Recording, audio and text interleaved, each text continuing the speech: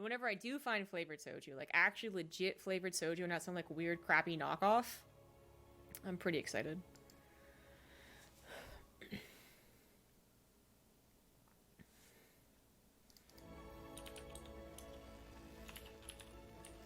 Alright, we're finally into a game. Brand new best of 3.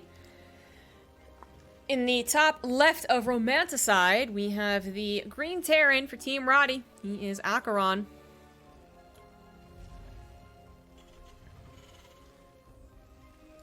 In the bottom right, as the blue Protoss, it is Shadown. I thought he was on a team that I recognized. let me look at this up. So he was on Wolf's Pack? Okay, maybe I... Oh, am I confusing him with Skillis? Oh, God, I've done that before. Like, I know they are very two distinct Protoss players, but sometimes the fact that they're letters, you know, they start with S's, is like literally all it takes for my brain to be like... Pfft. So maybe I'm thinking of Skillis being on, like, what was it, Cascade?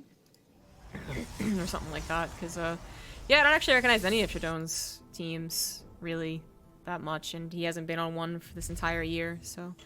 My bad, he's actually, I guess, teamless. Maybe he's joined a small clan, but... That's actually kind of surprising. He's definitely been performing well. He's definitely one of the, like, 6, 7, 8, I don't know, like, up-and-coming Protosses. So many of them in Europe right now. Anywho. RD is something a little bit interesting. So, Aqueron does Engineering Bay block, but that's not what's most interesting in my opinion. Shadown went for a forward gateway. He went for a forward wall-off. And I don't know if Aqueron was already planning on going for an Engineering Bay block. It looks like indeed he was. He's going for the factory right afterwards. So, what we saw from Beyond, basically. I think you also would have been tempted to do it once you saw that this is what they were doing. Not because their Nexus came down in any different timing than usual, just because they have a forward wall doesn't mean it's different, but because it would be such a bother for them to both be aggressive with a forward gateway, because it's usually what it means, that they're going to send their adept across the map, as well as have to deal with the Engineering Bay block. They'd have to make a decision. Do I send the adept over, or do I keep it at home to kill the block? But it does look like Aqueron was just planning on doing this regardless. And it didn't really get set up very much, so it was pretty easy cancel. Shadown is going to send the Adept across, but also got to give a little bit of scouting, see if the SCV was going to maybe run back in, sneaky-deaky-like. It's not. Shadown did not go for a Probe Scout, so this is going to be the first time that he's seen his opponent has not gone for a 1-Rax Expand. Aqueron is not going to do the actual, like, the Beyond follow-up, where you're going to the Hellions and hoping that your opponent went for an Otter Nexus placement. He is actually just going for a Factory Expand, which has gotten a little more popular, feels like, in the past 2 months. Like, players will be on and off about, you know, like, the feeling of that day is sometimes what it feels like. Each player will be like, you know what, it's a Factory Expand type of day. Or, you know what, actually, it's a 1-Rax Expand type of day. That's what it feels like anyways. But clearly, Aqueron wants to go for the Factory Expand, which the Adept will see. Even with its limited vision, what it wants to see is a starport timing or any change of the add-ons. But it not only sees the factory, it also sees the command center, which I think is really nice. I mean, maybe it would have been better for Aqueron to place it more up here. Give a little more doubt for Shadown, but he doesn't, so. Shadown kind of understands. He is going to just continue. I mean, he was going to go for Twilight Council. He sticks with the Twilight Council, starts up that Blink, gets the Robo and the Gateways. Actually, he'll go up to 3 Gateways, though, so total of 4. You know what that means, usually. He is going to be aggressive with the Stalkers, and in general, just have a lot of Stalkers. So, you know, sometimes do only 2 Gateways with Blink, and they make, like, 6 Stalkers. They do a little bit of poking and prodding, but not really. They move on to bigger and better things. Or 4 Gateways, which is going to be a lot of Stalkers, and the intention to be aggressive. So I'm actually interested by that decision. It might be the map. Romanticide does have a lot of space, as you can see. But that's not necessarily like the best thing. Because if you blink up here and then have to walk all the way over here, like, it's actually not that great, but could it be that? He does have room to lift and blink and whatever. But I'm trying to think if he's doing this as a reaction to the factory setting, because for me, I'm actually thinking, well, wouldn't Aqueron just have more, you know, faster access to the factory items that help against this? Usually it's really tricky if, for instance, the Terran player is going light on the factory production and using their factory to build add-ons. You know, eventually they'll have enough bio and it's okay, but that if they don't have any tanks, like, it's a little scary for the first couple of waves of Blink Stalkers. But in this case, Aqueron's gonna have 2 tanks, a Cyclone. He's already in position with a Raven even to kill an Observer, but it's not an Observer, it's just the Warp Prism. And he has tucked his most important units over into the left side, so yeah, Shadown gets a Concave, and he gets to even use this area to do some Blink Micro, and that is an annoying part. He has to walk pretty far to actually get into that tank. So a lot of time for Aqueron to get Concaves and pull SCVs and, well, do exactly what he's doing. But Shadown is going to commit to this while also getting a 3rd Nexus. Eventually they'll have to disengage. Eventually Aqueron will just have enough, but if you can find any damage, then so be it. I do like this. I mean, why not? The tanks can't reach this, so he's gonna just grab a refinery and a couple SCVs. Not usually what we think of when we think of the Blink Stalker attack, but if the opportunity is there, it's better than nothing. 2 bunkers in the natural is a pretty good idea. They do buy just enough time for the Marines to skedaddle onto the natural. Cyclone being alive is actually surprisingly annoying. Usually that's the first thing to go down, and while it would love to get a lock on the Warp Prism, it has only been locking on some Stalkers. And the tanks are, again, going to split themselves, high ground, low ground. And doesn't look like Shadown's going to get anything. If the first 2-3 attacks aren't going to do catastrophic damage, like it's pretty much just a matter of how much gets picked off. You're not really supposed to lose from here on out. Shadown has a 3rd Nexus, is going up to Colossus really quick, so he won't have that fast of an upgrade. But Aqueron also, I kind of want to say he forgot his engineering bay, but the other problem is that he doesn't have as much gas as he would have liked because the refinery died. Excuse me. So either he forgot, which is fair, or he pushed it off because his gas has been so limited. This one only got up now. And this one's obviously still only being built. So he couldn't produce Marauders, Medivacs, tanks, and +1. But that does mean that whereas usually you would expect at least +1 to be on the way for a Terran player in most of their builds, if not, you know, a 3cc and double upgrades, right? Like, there should be at least an upgrade advantage in a lot of situations, with Shadown pushing off his own forge. There's not in this situation. Shadown's actually going to have a faster upgrade. He's going to have a lot of pressure to apply with the Stalkers as the Terran army comes across the map. And he's going to have time to get Charge and Colossus with range. So as much as like the direct damage wasn't really done here from Shadown, the control this gives you is still very obnoxious. I mean, coming from a Terran player's perspective, you're like, well, I did things perfectly, didn't I? Like I didn't take any damage, and you still aren't exactly ahead. Shadown's up to 67 workers, grabbing a 4th base now. Working on his Templar Archives, getting his production. I mean, he knows exactly what Aqueron is going to do, because he has such fantastic scouting with the pressure he applies. Aqueron at no point really wanted to break out, even as Sim finished. He did add on double engineering bays, so again, maybe he wanted to go for a faster upgrade, but realized he couldn't. Now he's kind of making up for lost time. He will eventually have better upgrades for like 20-30 seconds, but it looks like Aqueron is going to take the passive approach to a game like this. You know, I think if we're watching Maru, he's stimmed immediately and given the chance, try to push the Stalkers away. He's picked up Medivacs, he's built Liberators, go for some harassment, use something along those lines. But that doesn't necessarily mean it is the best option. I'm just saying that's, you know, because Maru's really good, we see it from him. Aqueron's going for the very defensive option.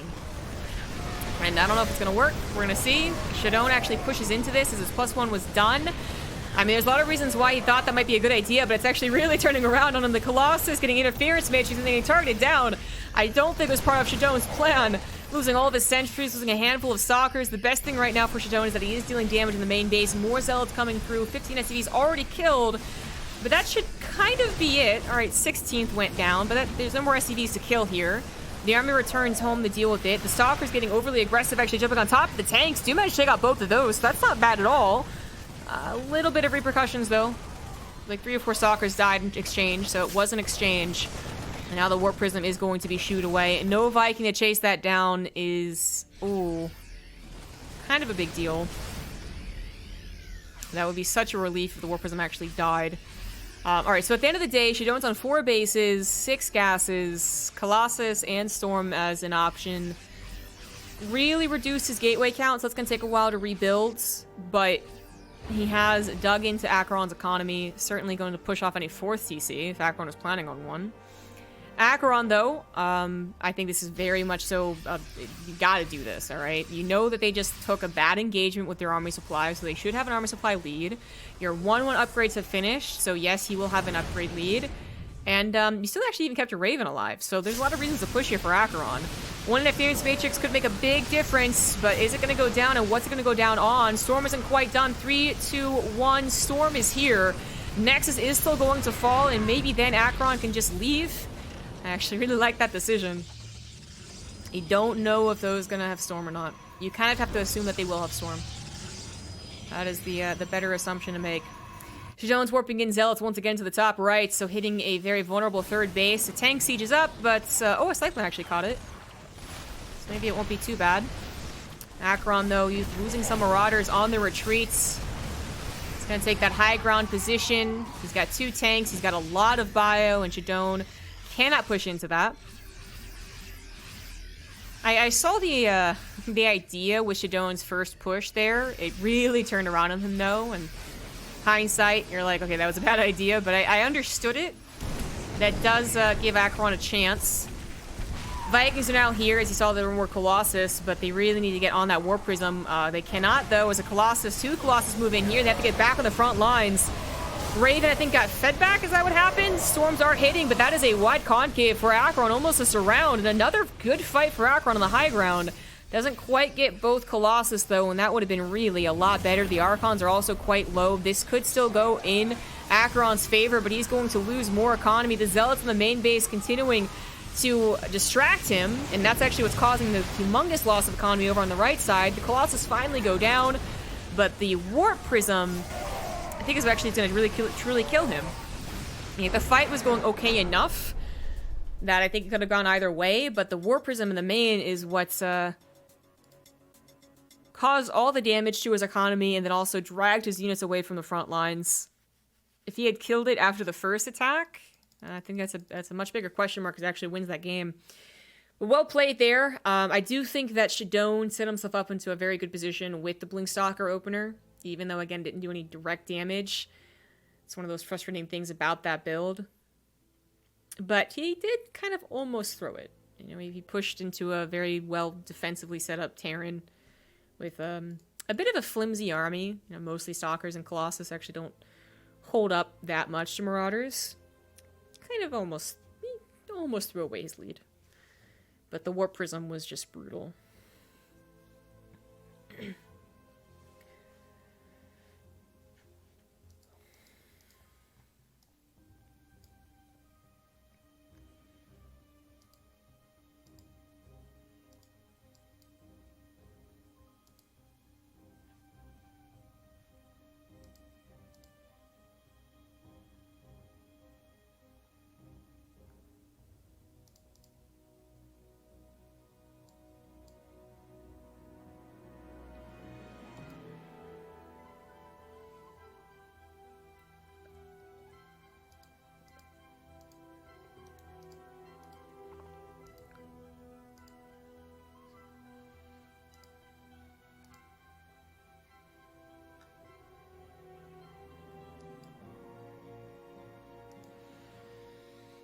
Next map's going to be Lightshade. Kind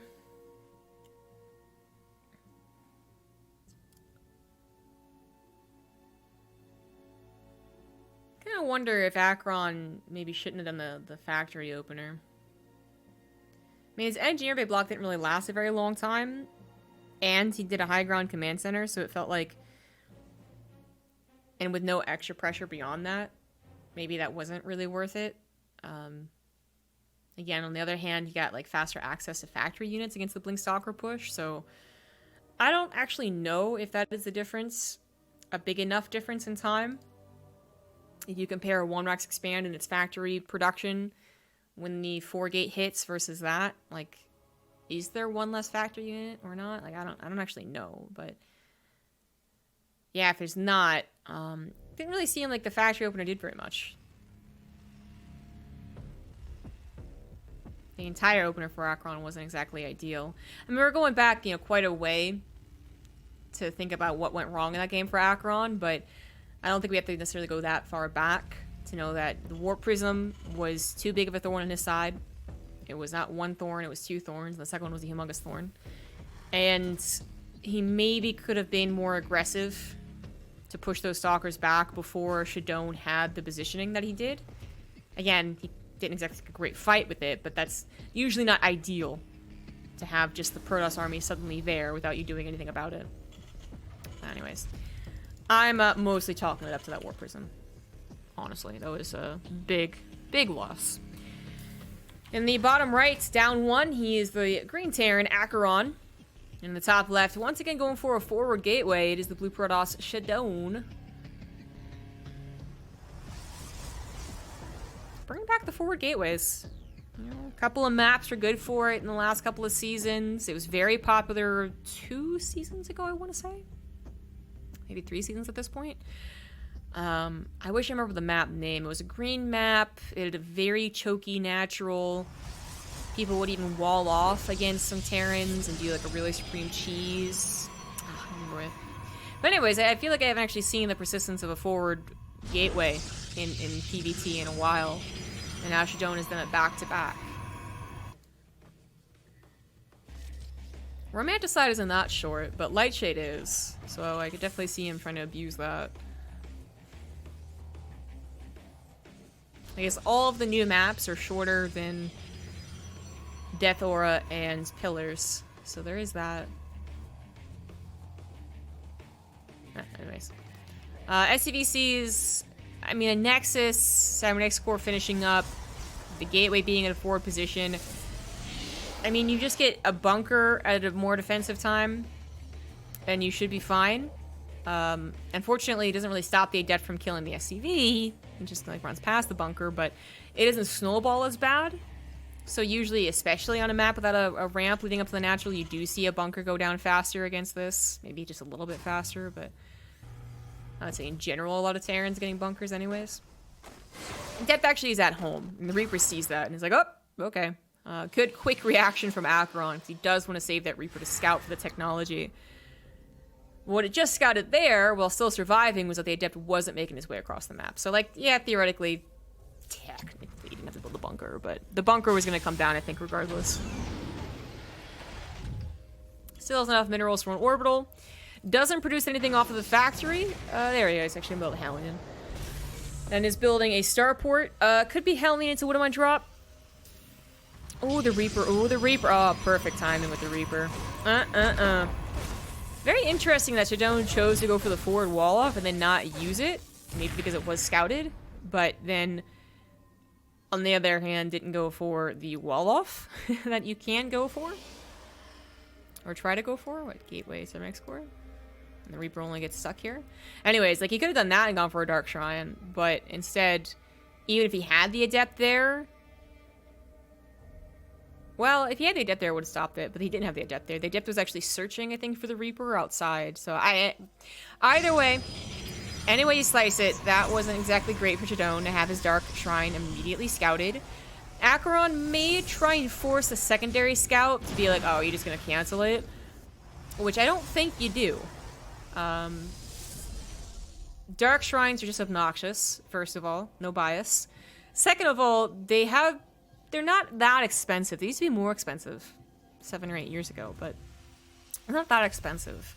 I think what makes it really expensive is when you commit to the Dark Shrine, 3 Dark Templars, and a Warp Prism that gets hit, you know? That's when you're like, okay, well, if that fails, yeah, you committed a lot to that. So I think Shadown maybe just needs like 1 BT, you know? Maybe a Warp Prism, maybe. But honestly, if he doesn't, that's fine with me, and he's not. And you just have a Dark Shrine now, and you're just like, well, I might use it, I might not, who knows? So I don't actually remember how much a Dark Shrine costs, or how much it used to cost either. I think they reduced it in both gas and minerals. I'm gonna look it up.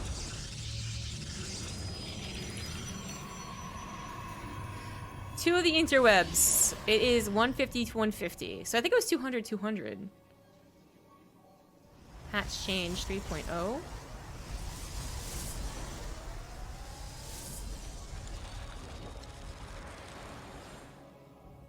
No, I'm pretty sure it got changed in resources. I think because I'm only looking at Legacy of the Void, Dark Shrine. Dark Shrine, Heart of the Swarm. 150, 150.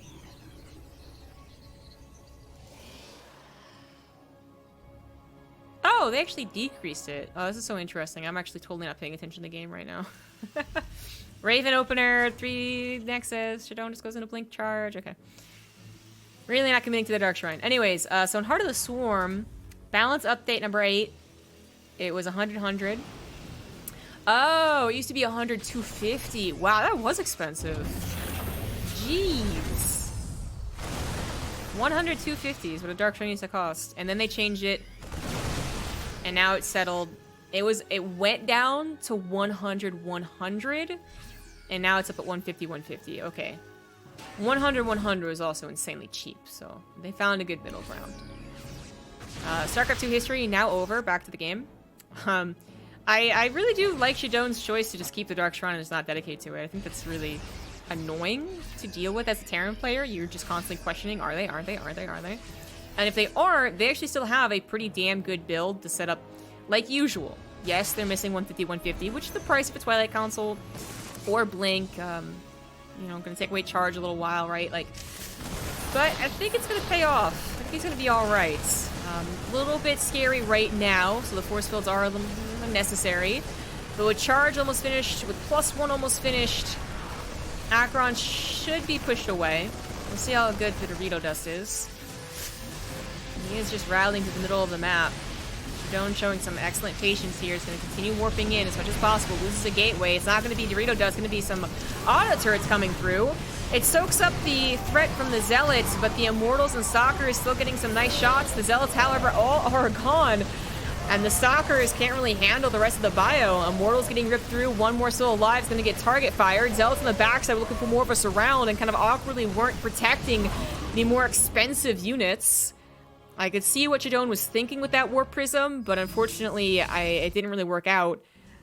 I think having more Zealots to buffer for those Stalkers and Immortals would have been the better option, because now he doesn't have any Immortals. He lost all of his Sentries, and a good chunk of his Stalkers died as well. So the utility units, the Stalkers, can really do a lot in terms of sniping those last medevacs or getting back out in the map and starting to control the map.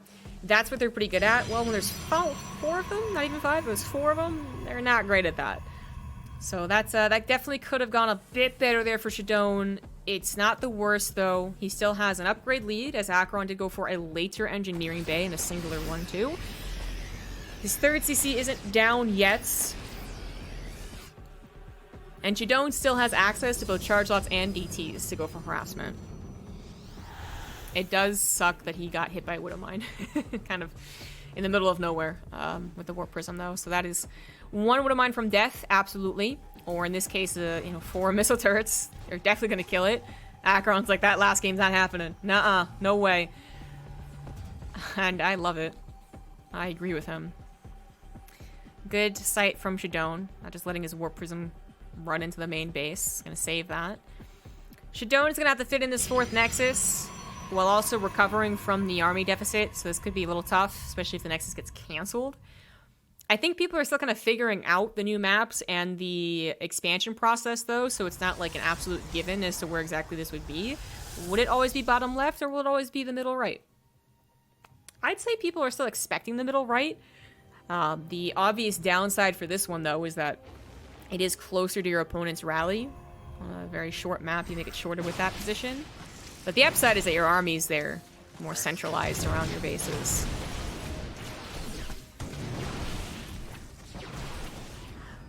In fact, the only upside I can really think of this one is that it is a little bit hidden. I guess, well, the other upside is that if the Terran army now has to move entirely to the south, you maybe don't have to worry at all about this attack path, because the Terran army doesn't really do that, right? It doesn't split quite like that. It's either attacking and dropping, which is all fair game with the drops, or it's just attacking. Okay, yeah, I can see that. Aqueron does actually head right towards the bottom left, and he's going to go right for the base too, so it looks like this is becoming more of the normal base to take. EMPs are going to be brutal, and that Warp Prism is already very low. Got rid of, I think, 2 of the High Templars, and then 1 more has a Storm, I think is what's the case right now, and he really does need it. Shield Battery finishes up to regain the energy on the Warp Prism, or the shields, rather. And it looks like it is going to be an awkward enough fight that Aqueron just pulls back from. Also, a couple of Zealots head into the natural. There's a bunker, surprisingly, but nothing inside of it. And that's going to be a hold there for Shadown on a 4th base now with all the gases taken. Moving on over into Colossus as well. Aqueron still has a 40 supply lead, and the upgrades have evened up, although very temporarily. But he's got Ghosts. He's on his way to Vikings. I mean, his army is superior, and Shadown's going to make some moves, for sure. Very terrifying to have 4 High Templars in that weak of a Warp Prism. That is... but he can't afford to produce another Warp Prism, mineral-wise or production time-wise. He needs those Colossus right now. Unfortunately, this one might not be happening. EMP on top of all the Stalkers. Colossus from that Robo not going to happen. The other Robo should still be producing it. Mass EMPs on top of the High Templars. The Warp Prism goes down. He only managed to get 1 Storm off, and he really needed 2 or 3. He needs the Colossus here as well, or a couple of Zealots to help buffer, and he has neither. Aqueron probably going to push through for the victory with a 50 army supply lead. I don't see what's going to really stop him. The Colossus on the backside is entirely undefended. Yep, that's going to go down easy peasy. Shadown is going to maybe hold on. Maybe. Nah, he's not going to try anymore. GG. Aqueron brings it to a game 3. If he had 10 Zealots there, maybe he does hold on, but he would have eventually lost. And it seems like maybe he had a slight production problem. That happens, though. That happens. It's not a production problem as much as it is just a, circumstantial thing.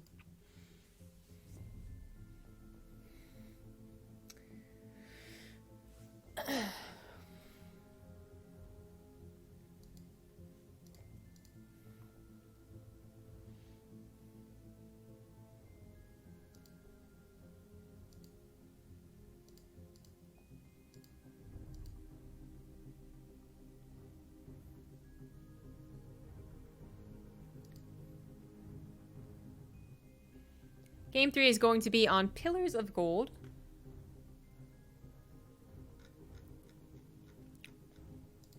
And I think that game was a bit better for Aqueron, not just because he won it, but also because I think he got a little more of that typical control.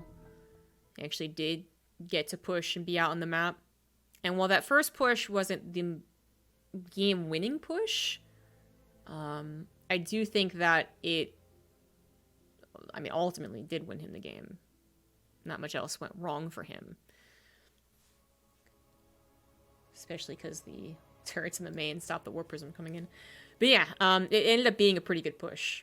I think Shadown could have handled it a bit better. It was going to be tough, but I think it could have been better handled. But yeah, Aqueron's first push did end up killing a lot of high gas units, a lot of expensive units, like a long time to remake. And then, of course, there is the whole thing that Shadown's DT opener didn't do anything. Which I'm still going to say isn't the biggest problem. I don't think it was. People are going to disagree. But now I can confidently say that with 150 out of his pocket, I still think there was a very capable hold possible.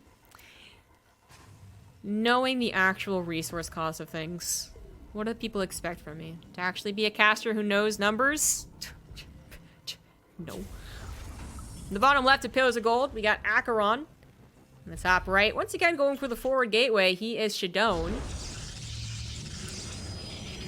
In the past maps, the one that I couldn't remember. Oh, I thought I almost had it. I didn't have it, though. The one I couldn't remember, that map actually was so annoying to do a forward wall off, not just because you could. It was a smaller wall off, but also because there was no other Reaper hop-up spot. The Reaper hop-up spot was in the natural. So if you block the natural, yeah, you couldn't do it. There's not really the same scenario here, where a forward wall off both gives you the option of going for aggression, as well as being that really nice kind of quote-unquote defensive option too, where you stop the scouting, because that was really so powerful about it. You're like, well, you could send the adept my way, and that's something I have to deal with. Plus, I can't do anything about scouting, so super cool, dude. But now, on these maps, where there's always Reaper hop up somewhere else, over here, I wonder why Shadown's doing it all the time. Is it really just to instill fear into his opponent's hearts? The whole, like, I'm gonna do it. Just kidding. I'm gonna do it. No, I'm not gonna do it. Maybe. Because, you know, last game he didn't actually use the Adept aggressively at all. In fact, it almost killed the Reaper. And it would have in that position that it was in if it stayed there, but it didn't.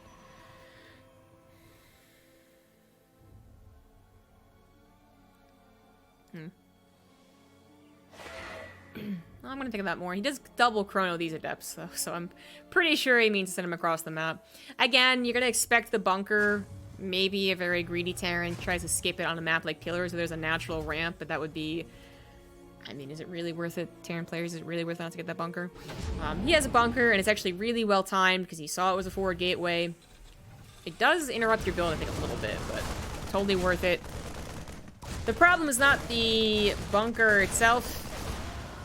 Aqueron wants to save his SCV, and in that case, because he actually went for Reaper +2 Marines before going into a reactor, he had plenty of DPS to tear down an Adept. If it's 1 unit or 2 units, the Adept might be able to maneuver her way out again and be joined by her sister, but not in this game. So far, not a fantastic opener from Shadown. He did use, again, 2 chronos on the Adepts. So that's 1 less chrono, or a later chrono, I guess you could say, on the Nexus. Yeah? You always have 1 chrono for the gateway. And the second chrono could be either on the gateway again, or the Nexus. Anyways, and just, you know, actually afforded a second Adept, which doesn't do very much. The Adepts get worse as the game goes on. 1 is fantastic for scouting.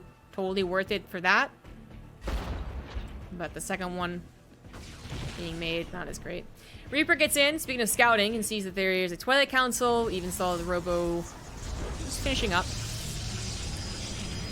Didn't see these gases go down, so the question right now for Aqueron is not so much like, oh, are you forgetting me? Because he only saw 1 gateway being produced. But rather, are you going for Colossus, or are you going for Charge? I mean, Shadown going for Blink Charge in the previous games, although yes, there was a Dark Shrine last game. You might just default to that, but because it's Pillars of Gold, I think you would actually default to thinking Colossus, because it's a very popular build on this map. Aqueron, I'm not sure if he's thinking about either option. He's getting a Raven, but he's always gotten a Raven. He's actually getting a bunker. He saw 1 gateway being built. Why is he getting a bunker? I mean... with 3 gateways, I think it's very proper to still be a little scared, because they could just be warping in all the time, and that's still a scary thing to think of. If it's 4 gateways, obviously their intention is to be warping in all the time. If it's 2 gateways, even if they were warping in all the time, and pushing off their 3rd nexus because they're just always warping in, they're always cornering their gateways, it's still not that scary. But I guess Aqueron is playing better safe than sorry. Maybe the not seeing the gases makes him think that there could be a proxy. Maybe he just really doesn't want to deal with even 5 or 6 stalkers giving him bullshit. So he's like, you know, I'm just gonna get a bunker, and that's fair. But that's a little surprising to see. Aqueron, I think, just saw part of the army, but not much else. Didn't see the 3rd nexus. Hasn't, like, scanned the natural. I don't think it's really a problem. He has to wait for stim and combat shields usually to finish up. Did combat shields already finish up? Oh, did he forget combat shields? He's intentionally not getting combat shields? Interesting. So there are 2, or I mean there's more than 2, but there's 2 different builds with this setup. There's the, you don't produce tanks, and you go right into stim and combat shields, no problem. Or you produce like 1 tank and that's it or something. And then there's like a faster stim build where you do not have combat shields, but you get a faster push with stim.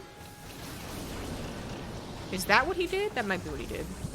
So he's gonna push before combat shields are done. I guess they would finish on the way over. I'm just so used to seeing the build I mentioned where they both got at the same time. Shadown actually meeting this so far ahead of his base must be a real shock for Aqueron. Usually with Colossus-based builds, you do want to meet the Terran army ahead of the actual base. You don't want to be tucked into your own corner. So something like this is usually anticipated. But the fact that Shadown actually went that far into Aqueron's face, I think just scared Aqueron. And I don't even blame him. Like, well, yeah, who does that? He's maybe thinking of like the all-ins that can occur with Colossus builds. It's not, though. I still like his response. He pulls back and is kind of going, okay, what the hell is that? But he does an immediate double drop into the main base, grabs a couple of those slow zealots, gonna grab a pylon. 4 probes, and I think get out of there with both medevacs. Yep, just barely. And now the confirmed the army is back there. He's gonna go, okay, that was weird, and then go back out on the map. Don't kill your own Raven, for the love of God. Aqueron does have a 3rd CC done, so he should be planting that over as he pushes. Combat shields is done, stim is done, Marauder slow has not started, but also +1 is done. And he might still be hitting before Shadown's +1, but this is where Shadown is gonna get back on the map. That ramp I was talking about, you can force field, you can just use the high ground. Really crucial stuff if you're playing with Colossus to actually get ahead of the army. If you just receive the attack, you're gonna have a bad time. I think Shadown has already bought enough time for his own +1 to finish up, so the upgrades are even. The army supply is a little in favor of Aqueron, though, and he's even pulled a couple of SCVs, just a couple. So 1 or 2 shots from the Colossus, maybe. I love that he almost dodged that. That was such a close, almost dodge on that Colossus not being interference matrix, but he does get both of them interference matrix. He backs away. Colossus once again in play here. One could definitely die very quickly. The tank's not target firing that, though, or just attacking the Archons and the Stalkers right now. The army is going to get the hell out of dodge. He realizes this is actually not going so much in his way.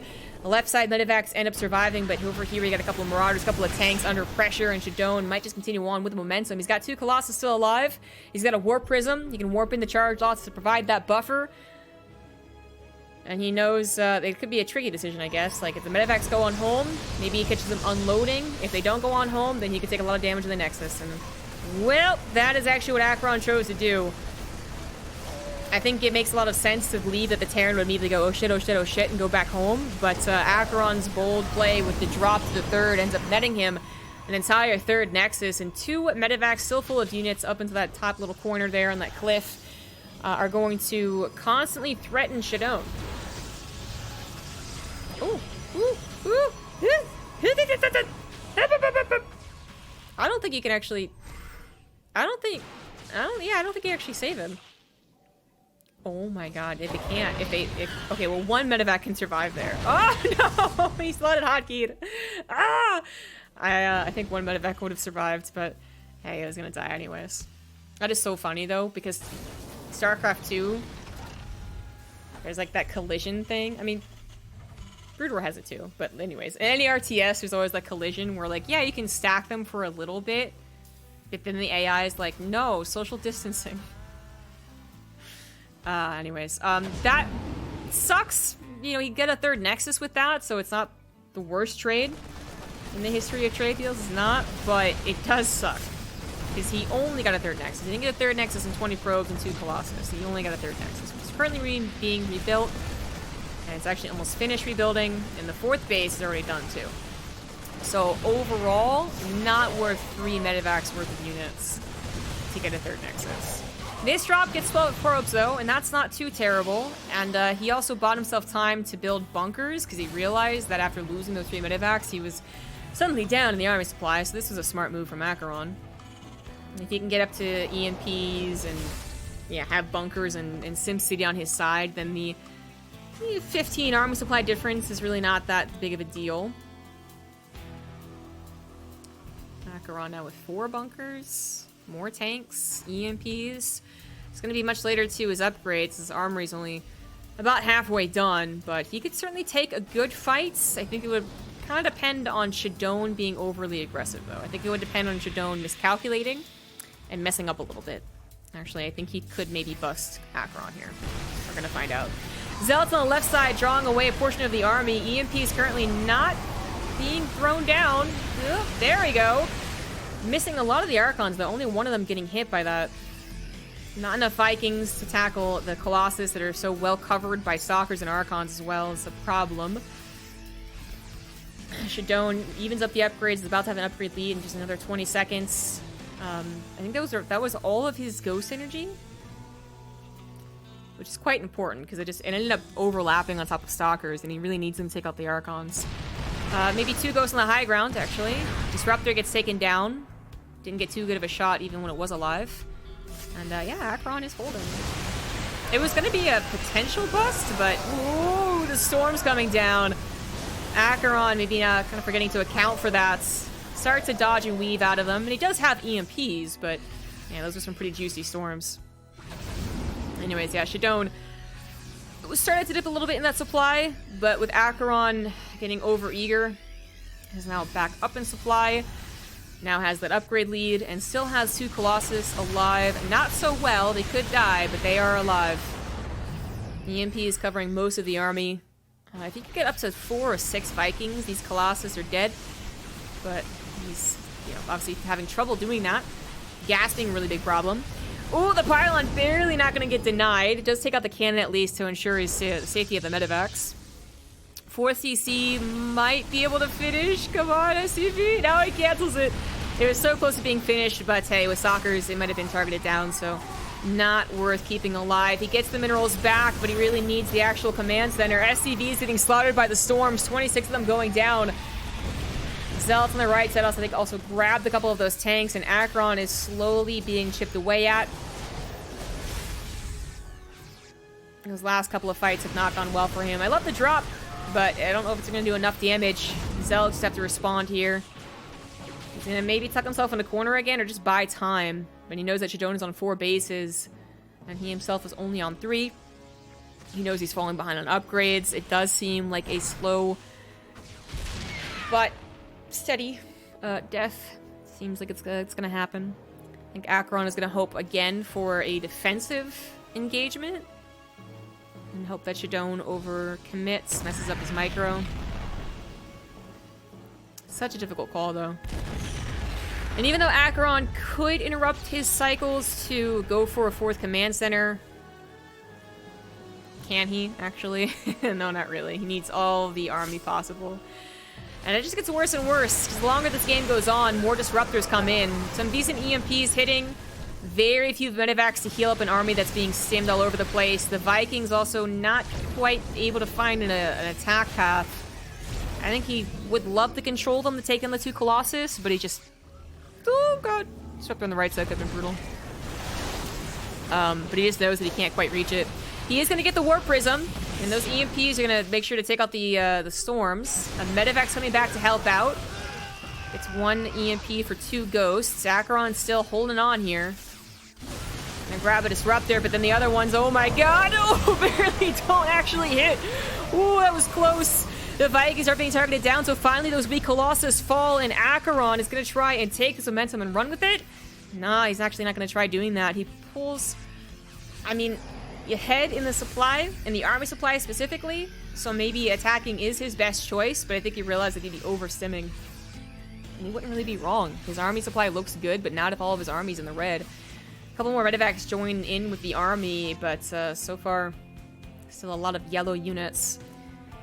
And now Aqueron's prepared. He's pulled more SCVs. He knows he's all in. He scans the army and sees that it is very susceptible to EMPs. With only 1 Disruptor, you know, the amount of splash here is actually not that great.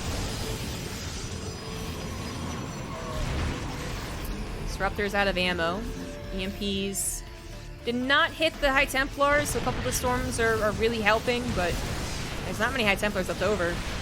There's also not a lot of medevac energy left over either. EMP is hitting once again mostly Stalkers. The Archons on the left side are going so far okay. That one not so much. More EMPs, more and more EMPs. I think he's finally out of them, which means on the right side, that storm could be brutal. A couple more Disruptors as well, and there's that storm on the left as well as the Disruptors on the left. Not getting the most amazing shots. This is surprisingly close. Dodging and weaving here as Aqueron goes up and actually still holds on to a 20 army supply lead. This might actually work, but Zealots coming in, trying to save the day might be enough. No Wood Mines to help out. No splash on the Terran side. And even if he had won the fight and actually pushed into this base, I mean, he would have to still kill so many other bases to actually come out ahead. He made it look very, very close, but ultimately Shadown had time on his side. And he also had a superior upgrade lead, by the way. It was 3-2 against 2-2. Nice grab on the Disruptor, but then still so many Zealots. I think there's going to be a little bit too much for him. GG. Shadown gets 2-1.